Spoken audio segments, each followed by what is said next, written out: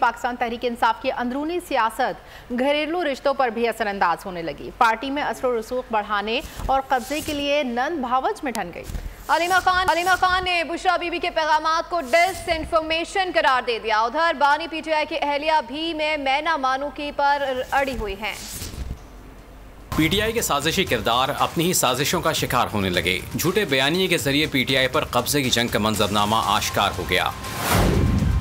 अलीमा खान और रऊफ हसन के दरमियान होने वाली व्हाट्सएप पैगामात ने नया पेंडोरा बॉक्स खोल दिया।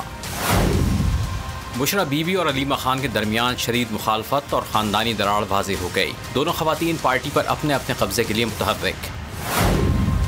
सियासी माहिरीन के मुताबिक बुशरा बीबी के असर रसूख को कम करने के लिए अलीमा खान रऊफ हसन को इस्तेमाल कर रही हैं। व्हाट्सएप गुफ्तगू रऊफ हसन पर अलीमा खान की मजबूत गिरफ्त साबित करती है। मुबसरीन का कहना है कि बुशरा हमदर्दी के वोट के लिए मनगढ़ंत बयानात दे रही हैं। सियासी मफादात के लिए बानी पीटीआई की जेल में मौत का फर्जी खेल खेलने की कोशिश कर रही हैं। बुशरा बीबी का साजिशी जहन अलीमा खान के लिए तशवीश का सबब बन गया। पार्टी बचाने के लिए अलीमा खान ने बुशरा के पैगामात को डिसइंफॉर्मेशन करार दे दिया। मौजूदा हक़ाइक़ से साबित होता है कि बुशरा बीबी और अलीमा खान में पार्टी पर कब्जे की जंग दोनों के दरमियान शदीद कशीदगी का सबब बन रही है।